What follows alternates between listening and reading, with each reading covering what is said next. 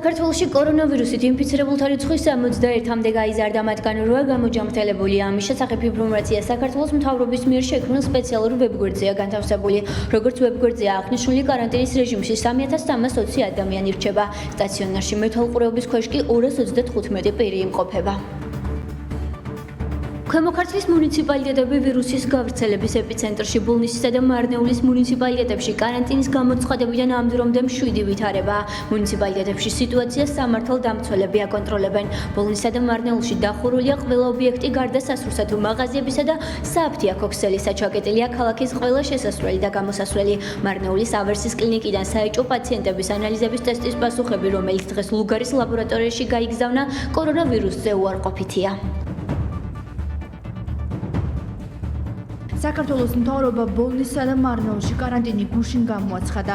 დაახლოებით 20 საათია მუნიციპალიტეტებში შესვლას და გამოსვლას სამართალდამცველები აკონტროლებენ.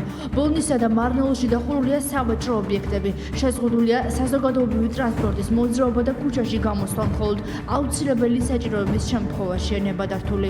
სამოქალაქო აქტივისტი მარნეულიდან სამირა ბაირამოვა TV4-თან მუნიციპალიტეტში არსებულ ვითარებაზე საუბრობს. მისი განცხადებით მოსახლეობაში პანიკა არ არის. სამირა ბაირამოვა ამბობს, რომ მიუხედავად იმისა, რომ ქალაქში მდგომარეობას საპატრულო პოლიცია აკონტროლებს, მთავარ გამოწვევად სოფლებში ხალხმრავალი თავყრილობები რჩება. ხალხი მაინც ქუჩაში არიან, რაღაცა ბირჟაზე არიან და ძალიან კარგი იქნება, რომ სახელმწიფოს დონეზე უნდა იყოს მკაცრი კანონმდებლობა, რომ მაინც ეს ხალხი იწულებით უნდა შევიყვანოთ სახლებში. მარნეულის სოფლებში მოსახლეობის იმ ნაწილისთვის, რომელიც თვითიზოლაციის წესების დაცვას ცდილობს, მთავარ პრობლემად სოფლებში სასურსათო მაღაზიების დეფიციტი და წყლის საკითხი რჩება. კარანტინში მარნეულის მოსახლეობას არსებული რეკომენდაციების დაცვა უჭერს. ადგილობრივებს სასურსათო მარაგის შესავსებად ქალაქში ჩასვლა უწევთ. სამოქალაქო აქტივისტი ფიქრობს, რომ პრობლემის მოგვარების პროცესში აქტიური როლი თვითმმართველობას და ადგილობრივების მხრიდან მაღალი სამოქალაქო თვითშეგნების გამოჩენას ეკისრება. ინფორმაციული პრობლემა არის, მაგალითად, სასმელი წყლის პრობლემა გვაქვს და ჩვენთან რადგან არ მოდის და ჩვენ იზოლებით ვიყავით, რომ გარეთ უნდა გავიდეთ, რა თქმა უნდა, წყალი იყიდება ქალაქში და ქალაქში გავიდეთ და წყალი უნდა ვიყიდოთ ჩვენთვის და ასევე რაც ის პროდუქტები, რომელიც ყოველდღიური ჭირდება ადამიანის და მუნიციპალიტეტებში კორონავირუსის გავრცელების საპრევენციო ღონისძიებებში საქართველოს თავდაცვის ძალები ჩაერთო. შინაგან საქმეთა სამინისტროსთან ერთად თავდაცვის ძალებმა საკარანტინო ზონასთან სპეციალური გამშვები პუნქტები მოაწყო. საქართველოს თავდაცვის ძალების ტექნიკა მარნეულისა და ბოლნისის ტერიტორიაზე გამთენიისას შევიდა. მუნიციპალიტეტებთან საკონტროლო გამშვები პუნქტების რაოდენობა მაღალი ეპიდემიოლოგიური რისკების გამო დღის განმავლობაში 5-დან 12-მდე გაიზარდა.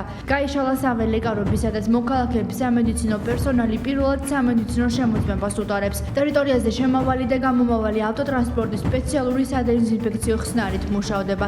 თავდაცვის ძალების წარმომადგენლები მარნეულისა და ბოლნისის გარე პერიმეტრს პოლიციასთან ერთად აკონტროლებენ. ადამიანებს საშუალება ეძლებათ, რომ გავიდნენ საველე სამუშაოებზე შეასრულონ ძალიან მკაცრი წესების დაცვით, ანუ მანქანაში არ უნდა იყოს 2 ადამიანზე მეტი, არ მოძრაობენ მიკროავტობუსები და ასე შემდეგ. შექმნილია 10 მოხალისეთა ჯგუფი, უпростоრად 10 ჯგუფი, რომელშიც შედიან მოხალისეები და თვითოექიმი. ყველა ჯგუფში არის თვითოექიმი და ეს ასენი არიან განკუთვნილი იმისთვის, რომ უნდა შეამოწმონ თითოეული ადამიანი თითოეულ ოჯახში უნდა შევიდნენ. ყველა მათგანი დარჩება ჩაკეტილ მუნიციპალიტეტში, მათი გადაყვანა არსად არ მოხდება. სატრანზიტო მოძრაობასთან დაკავშირებით, რომელიც შეეხება ჭირთებს, იმიტომ აქ არის 2 მნიშვნელოვანი გამშვები პუნქტი, ეს არის წითელი ხიდი და სადახლო სატრანზიტო მოძრაობა თვითებთან დაკავშირებით არის უპრობლემოდ, ხოლო როცა სატრანზიტო მოძრაობა შეეხება უცხო ქვეყნის მოქალაქეებს, რომლებიც საქართველოს გავლით ერთი საზღვრიდან მეორემდე გადადიან, ამ შემთხვევაში მათი გაცილება ხდება საპატრულო პოლიციის მეშვეობით, ისინი გროვდებიან ერთად და მერე საპატრულო პოლიცია მიაცილებს ისე, რომ საზღვრიდან საზღვრამდე მათ არ აქვთ უფლება დატოვონ მანქანა ერთი წუთითაც. მარნეულსა და ბოლნისში გამოცხადებული კარანტინის შემდეგ ავტომატურად იზოლაციაში მოექცა ბანისის მუნიციპალიტეტი, რომელსაც ერთ მხარეს კარანტინში მყოფი ბოლნისი ესაზღვრება, მეორე მხარეს კი სახელმწიფო საზღვარია. როგორც ქვემო ქართლში სახელმწიფო რწმუნებულმა შოთა რეხვაშვილმა განაცხადა, კომუნიკაცია მუნიციპალიტეტებსა და დასახლებებს შორის მჭიდრო და აქტიურია და საკითხზე მუშაობა მიმდინარეობს. არის წალკაში გადასასვლელი თქვენს ამბობთ, მაგრამ მიუხედავად ამისა, გარკვეული შეზღუდვები წარმოიშვა, ეს ბუნებრივიც იყო, თუმცა ამ მუშა პროცესში ჩვენ კიდევ დავალაგებთ რა შეიძლება გაკეთდეს იმისთვის, რომ გამარტივდეს ეს პროცესი. მარნეულისა და ბოლნისის მუნიციპალიტეტში კარანტინის რეჟიმი საქართველოს მთავრობამ გუშინ ღამე გამოაცხადა. ამის შესახებ საქართველოს პრემიერ-მინისტრმა გიორგი გახარიამ მთავრობის ადმინისტრაციაში საკოორდინაციო საბჭოს წევრებთან შეხვედრის შემდეგ განაცხადა. გაურკვეველი ვადით აიკრძალა მუნიციპალიტეტებში შესვლა და გამოსვლა. დაიხურა ყველა ობიექტი გარდა სასურსათო მაღაზიების და სააფთიაქო ქსელებისა. შეზღუდა საზოგადოებრივი ტრანსპორტის მოძრაობა. მოქალაქეებს ქუჩაში გასვლა მხოლოდ აუცილებელი საჭიროების შემთხვევაში შეუძლიათ. საქართველოს მთავრობის გადაწყვეტილებით ყველა სახის საქალაქთაშორისო ტრანსპორტი იზღუდება. ამის შესახებ საქართველოს პრემიერ-მინისტრის პრეს-სპიკერმა ირაკლი ჩიხოვანმა განაცხადა. როგორც ირაკლი ჩიხოვანმა აღნიშნა, შეზღუდვები დღეიდან ამოქმედება და ის რკინიგზაზე მატარებლით სამგზავრო გადაზიდვების შეზღუდვასაც გულისხმობს. ირაკლი ჩიხოვანის ინფორმაციით გადაწყვეტილება მთავრობამ ქვეყანაში შექმნილი ექსტრაორდინალური ვითარების გამო მიიღო. ვსყუდავთ ყველა სახის საქალაქთაშორისო ტრანსპორტს, მათ შორის მატარებლით სამგზავრო გადაზიდვებს რკინიგზაზე და ეს შეზღუდვა ამოქმედება დღის ბოლოს 24 საათზე. საქართველოში ქელეხი, ქორწილი და სხვა მსგავსი ღონისძიებები იკრძალება. საქართველოს მთავრობის 23 მარტის 191 დადგენილებით ქვეყანაში იკრძალება სოციალური ღონისძიებები, რომელიც 10-ზე მეტი ფიზიკური ბერის შეკრებასთან არის დაკავშირებული. დადგენილების თანახმად საჯარო სივრცე არის როგორც ჭერქვეშ, ისე გარეთ არსებული ნებისმიერი ადგილი, თუ იგი არ წარმოადგენს კერძო პირთა საცხოვრებელი მიზნებისთვის გამოსაყენებელ ადგილს. იკრძალება ისეთი სოციალური ღონისძიებები, რომლებიც დაკავშირებულია 10-ზე მეტი ფიზიკური ბერის შეკრებასთან. შეზღუდვა არ ვრცელდება სამედიცინო დაწესებულებებში, საჯარო დაწესებულებებში, თავდაცვის ძალებში, სპეციალურ პენიტენციურ დაწესებულებებში, სამართალდამცველ ორგანოებში პირთა თავშეყრას, მათზე დაკისრებული ფუნქციების შესრულების მიზნით. ასევე საზოგადოებრივ ტრანსპორტს თუ მათზე არ ვრცელდება საგანგებო მდგომარეობის დროს საქმიანობის შეჩერების მოთხოვნა. შეზღუდვა არ ვრცელდება სამშენებლო ინფრასტრუქტურული სამუშაოების შესრულებისას. მარნეულში კორონავირუსით დაინფიცირებულ ქალთან ახლო კონტაქტში მყოფი ყველა პირი დადგენილია, როგორც ჯანდაცვის მინისტრმა უწყება ჯორისი საბჭოს ხდომის დასრულების შემდეგ განაცხადა. საუბარია 90-ზე მეტ ადამიანზე, რომლებიც იზოლაციაში იმყოფებიან. მინისტრის ცნობით კონკრეტული ჯგუფები საველე სამუშაოებს ატარებენ და ყველა ადამიანის ჯანმრთელობის მდგომარეობის დადგენა მიმდინარეობს. შეგახსენებთ, მარნეულელი ქალის ჯანმრთელობის მდგომარეობა კრიტიკულია. ის ათეულობით ადამიანთან ერთად წლის თავზე იმყოფებოდა, რომელსაც მარნეულისა და ბოლნისის მცხოვრებლების გარდა ქვეყნიდან ჩამოსული სტუმრებიც ესწრებოდნენ. საქართველოს მთავრობის 23 მარტის 191 დადგენილების თანახმად საქართველოში სასწავლო პროცესი 21 აპრილამდე გადავადდა. როგორც დადგენილებაშია აღნიშნული, შეზღუდვა ეხება როგორც ზოგად საგანმანათლებლო, ასევე უმაღლეს სასწავლებლებს. 2020 წლის 21 აპრილამდე საგანმანათლებლო და სამეცნიერო კვლევითი დაწესებულებების ადმინისტრაციები გადავიდნენ დისტანციური მუშაობის რეჟიმზე. იკრძალება ყველა სახის ტრენინგი, კონფერენცია, სემინარი გარდა დისტანციური ფორმისა. შეგახსენებთ, სასწავლო პროცესი 1 აპრილამდე იყო შეწყვეტილი. საწარმო ჯოოსილმა 40-მდე თანამშრომელი გაურკვეველი დროით უხილფასო შვებულებაში გაუშვა საწარმომ, რომელიც ქალაქში დაბინძურების მთავარი წყაროა და შრომითი უფლებების დარღვევისთვის რამდენჯერმე დაჯარიმდა მოქალაქეები გაურკვეველი დროით სამსახურიდან გაათავისუფლა და ფულადი კომპენსაციების გარეშე დატოვა. საწარმოში დასაქმებულების საკითხთან დაკავშირებით ქრონიკას დაუკავშირდნენ. როგორც ჯოოსილის თანამშრომლები აცხადებენ, საწარმომ თავდაპირველად მათ იმ განცხადებაზე ხელის მოწერა აიძულა, რომლის თანახმადაც ისინი 11 ივნისიდან სამსახურიდან გათავისუფლდებოდნენ და 3 თვის განმავლობაში ხელფასის მხოლოდ 50%-ს მიიღებდნენ. იმის გათვალისწინებით, რომ აღნიშნულ წინადადებას დასაქმებულების მხრიდან პროტესტი მოჰყვა, საწარმომ ახალი გადაწყვეტილება მიიღო და თანამშრომლები გაურკვეველი ვადით უხელფასო შვებულებაში გაუშვა. დასაქმებულების მოთხოვნის მიუხედავად საწარმოს მენეჯმენტი საკუთარ თანამშრომლებს არ შეხვდა და დასაქმებულებს მხოლოდ ჯეოსტილის პროფკავშირების წარმომადგენლები შეხვდნენ. ჯეოსტილის თანამშრომლები გადაწყვეტილებას აპროტესტებენ და შემდეგი ნაბიჯების შესახებ უახლოეს დროში მოითათბირებენ. დაახლოებით 50 ადამიანი არის. ცოტა მეტი შეიძლება ვაწერინებ ხელს, რომ გაგვათავისუფლოს ჩვენი დაკავებული თანამდებობინა 11 ივნისამდე. პროტესტებ რომ არ შეიძლება ეგრე რომ ჩემი ხელით რატო უნდა წავიდე თანამდებობინა, ხო? ჩემი სამუშაო ადგილიდან. წელს აწერ მაგაზე რომ მივდივარ მეც დღეს სამუშაოდან და დამირიცხეთ 50%. და ასეთ ვითარებაში რავი ამდენი ხალხი ისე რომ დოებენ. კიდე არის ის რომ ეუნებია თუ მოაწერ ხელს, დაგერიცხება ეს 50%. თუ არ მოაწერ, არაფერი არ დაგერიცხება. ხალხს აწერინებენ ხელს თავიანთინებით ათავისუფლებენ სამუშაოდან და სთავაზობენ 50%-იან კომპენსაციას. თავიანთინებით განთავისუფლება სამუშაოდან ნიშნავს იმას, რომ ამ შემთხვევაში 50% კი არ უნდა გადაიხადოს, წარმოება უნდა გადაიხადოს 100% მთლიანად.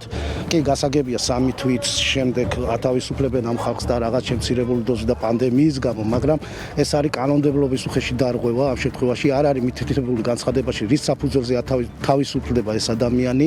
განცხადება გაკეთებულა, რომ 200 კაცი ვარ თუ უფასოშიო. 200 კაცი არ არის, ნამდვილად 40 კაცი არ არის. კაი, ვთქვათ 40 კაცი არის ამ წუთში სამუშაოს გარეშე. როდემდე როდის დაიწყება შემოდინება ჯართის და როდის გაიმართება სრულ ციკლზე რო გადავა, მე რა თქმა უნდა ამ ხალხს დაუძახებენ ყველას. არავინ განთავისუფლებული არ არის სამსახურიდან. ჯართმა იკლო საგრძნობლად, ფიზიკურად ჯართი არ არის. ეხლა რა თქმა უნდა ეს გამოიწვია ამ საერთო სენმა, ვირუსმა, თუ რამ გამოიწვია ნამდვილად ამის ახსნას მე ვერ გავაკეთებ, მაგრამ ფაქტია რომ ეხლა დღეს ჯართის მიღების პუნქტები იხურება. რუსთავის მერიამ საბავშვო ბაღებიდან სურსათის გაცემის პროცესი დაასრულა. ქალაქის 21-ვე საბავშვო ბაღში სურსათის გაცემის პროცესი დაავადებათა კონტროლის ცენტრის მიერ გაცემული რეკომენდაციების შესაბამისად წარიმართა. პროცესს ქალაქის ხელმძღვანელი პირები აკონტროლებდნენ. საკვები პირველ ეტაპზე 950 ბენეფიციარს, სოციალურად დაუცველ მრავალშვილიან მარჩენელ დაკარგულ ოჯახებს და მარტოხელა დედებს გადაეცათ. საბავშვო ბაღებიდან გასაცემი პროდუქტი ბენეფიციართა ნაწილს მოხალისე და ჯგუფებმა სახლში მიუტანეს. მოხალისეს თოფერების სერვისი რუსთავის მერიამ ამოქმედა. ისინი სოციალური სასადილოებით მოსარგებლად ხანდაზმულდა დაავადების რისკის ჯგუფში მყოფ ადამიანებს და მერიის ხელხაზე შემოსული ზარების მიხედვით გამოკვეთილ ბენეფიციარებს საკვებს და საჭიროების შემთხვევაში მედიკამენტებს ადგილზე მიუტანენ. 950 ბენეფიციარზეა საუბარი პირველ ეტაპზე. ეს არის ის მოწყვლადი ჯგუფი, რომელსაც განსაკუთრებულად ჭირდება ყურადღების მიქცევა. ისინი არიან სოციალურად დაუცველი ბავშვები, მარჩენად დაკარგული ბავშვები, მარტოხელა დედების შვილები, ობლები და ამ პირველ ეტაპზე მოხდება აი ამ საკვებით უზრუნველყოფა დაახლოებით 2 კვირის მარაგია. ერთი კვირა უკვე კვლევა მიმდინარეობს იმასთან დაკავშირებით, თუ ვის უფრო მეტად ესაჭიროება ამ მომენტისთვის დახმარება. გამოიკვეთა რამდენიმე ჯგუფი ბენეფიციართა, დაჯგუფდა ეს ყველაფერი და დაახლოებით 950 ბენეფიციარი ბაღის აღსაზრდელის სია შედგა, რომლებსაც ამ ეტაპზე დახმარებას გავუწევთ და მათი კუთვნილი საკვებით, როგორც ხშირად ამბობენ ხოლმე ჩვენი მშობლები, ბავშვები აუცილებლად მომარაგდებიან. რამდენიმე სახეობის პროდუქტია ჩვენს პაკეტში.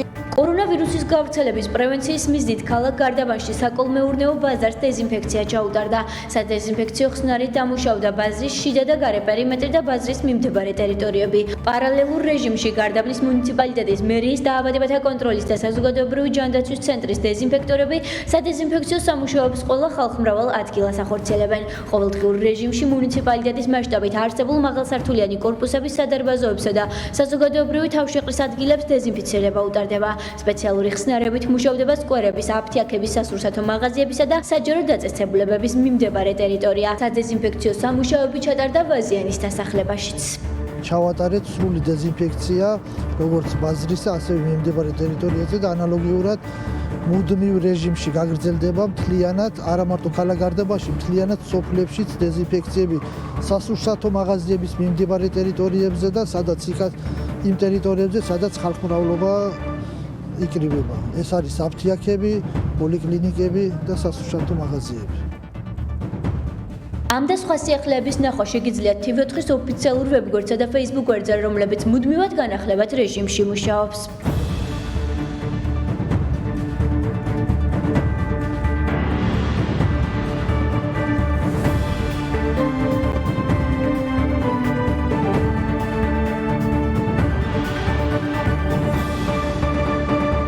სოკარ ჯორჯია გაზის აბონენტების საყურადღებოდ. კატეგორიულად იკრძალება წყალგამაცხელებლების და სხვა სახის გაზზე მომუშავე ხელსაწყოების დამონტაჟება სააბაზანო ოთახში. უსაფრთხოების პირობების დაუცველობა, კერძოდ წყალგამაცხელებლის ნამწვია ერის გამწვავი მილის მიერთება სავენტილიაციო არხებში დიდ საფრთხეს უქმნის არა მხოლოდ გაზის დანადგარების მომხმარებელს, არამედ მისი მეზობლების ჯანმრთელობას და სიცოცხლეს. გაუმართავი გაზის ხელსაწყოების და არასტანდარტული საკვამლე თუ სავენტილიაციო არხების მოხმარებისას შესაძლებელია სათავსოში მომწამვლელი აირის CO-ს გამოყოფა, რომელიც უფერო, უსუნო და ძლიერ მომწამვლელია. გარემოში CO-ს 0.5%-ით დაგროვება 20-30 წუთში ახდენს ადამიანზე სასიკვდილო ზემოქმედებას, ხოლო 1%-ის შესუნთქვისას 1-2 წუთში იწვევს სიკვდილს. მოგიდებთ გამოიჩინოთ ყურადღება. თუ გაქვთ ეჭვი თქვენს ბინაში არსებული გაზის დანადგარების არასწორი მონტაჟის, გთხოვთ დაუყოვნებლივ დარეკოთ სოკარ ჯორჯია გაზის ცხელ ხაზზე 16-114, რის შემდეგაც ჩვენი თანამშრომლები გაზის მოწყობილობებს ადგილზე შეამოწმებენ. ნუ მიანდობთ გაზის დანადგარების სამონტაჟო სამუშაოების ჩატარებას პირს, რომელსაც არ გააჩნია შესაბამისი კვალიფიკაცია.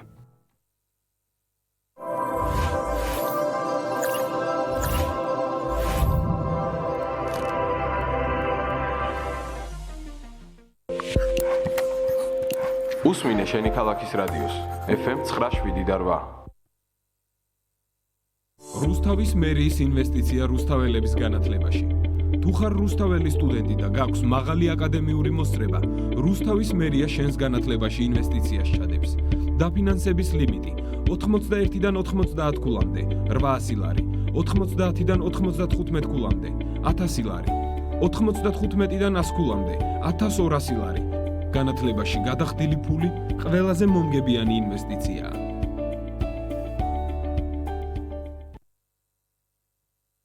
რუსთავის მერიის ინვესტიცია რუსთაველების განათლებაში. სტუდენტთა მგზავრობის დაფინანსების პროგრამა. სოციალურად დაუცველი სტუდენტები, იძულებით გადაადგილებული პირები, შეზღუდული შესაძლებლობის მქონე პირები, 100%-იანი გრანტის მფლობელი სტუდენტები. ყოველთვიური დაფინანსება 60 ლარი. განათლებაში გადახდილი ფული ყველაზე მომგებიანი ინვესტიციაა.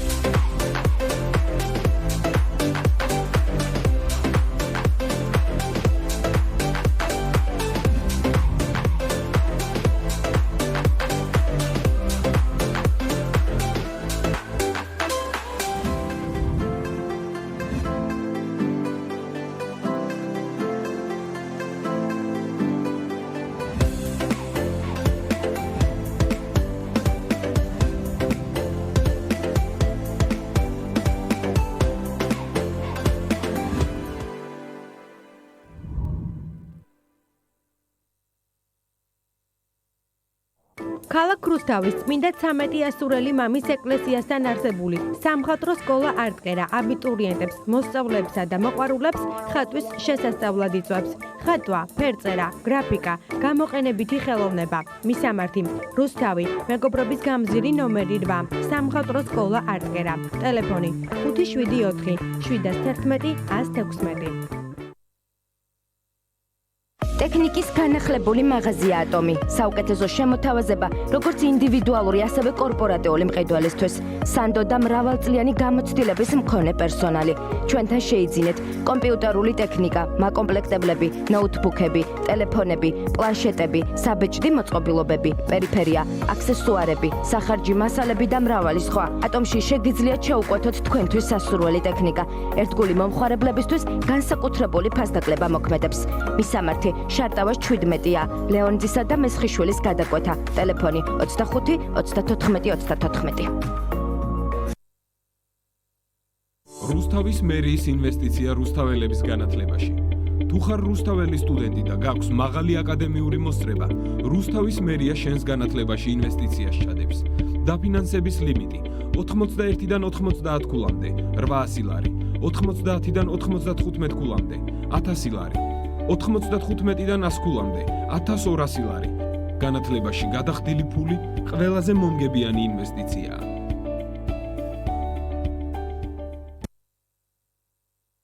რუსთავის მერიის ინვესტიცია რუსთაველების განათლებაში. სტუდენტთა მგზავრობის დაფინანსების პროგრამა. სოციალურად დაუცველი სტუდენტები, იძულებით გადაადგილებული პირები, შეზღუდული შესაძლებლობის მქონე პირები, 100%-იანი გრანტის მფლობელი სტუდენტები. ყოველთვიური დაფინანსება 60 ლარი. განათლებაში გადახდილი ფული ყველაზე მომგებიანი ინვესტიციაა. უსმინე შენი ქალაქის რადიოს FM 978.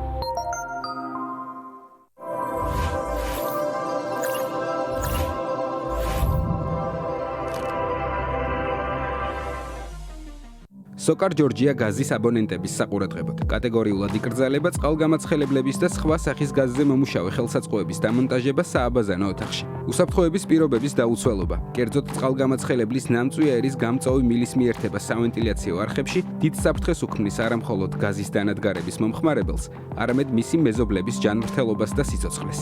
გაუმართავი გაზის ხელსაწყოების და არასტანდარტული საკვამლე თუ სავენტილიაციო არხების მოხმარებისას შესაძლებელია სათავსოში მომწამვლელი აირის CO-ს გამოყოფა, რომელიც უფერო, უსუნო და ძლიერ მომწამვლელია. გარემოში CO-ს 0.5%-ით დაგროვება 20-30 წუთში ახდენს ადამიანზე სასიკვდილო ზემოქმედებას, ხოლო 1%-ის შესუნთქვისას 1-2 წუთში იწვევს სიკვდილს. მოგიწოდებთ გამოიჩინოთ ყურადღება. თუ გაქვთ ეჭვი თქვენს ბინაში არსებული გაზის დანადგარების არასწორი მონტაჟის, გთხოვთ დაუყოვნებლივ დარეკოთ სოკარ ჯორჯია გაზის ცხელ ხაზზე 16-114, რის შემდეგაც ჩვენი თანამშრომლები გაზის მოწყობილობებს ადგილზე შეამოწმებენ. ნუ მიანდობთ გაზის დანადგარების სამონტაჟო სამუშაოების ჩატარებას პირს, რომელსაც არ გააჩნია შესაბამისი კვალიფიკაცია.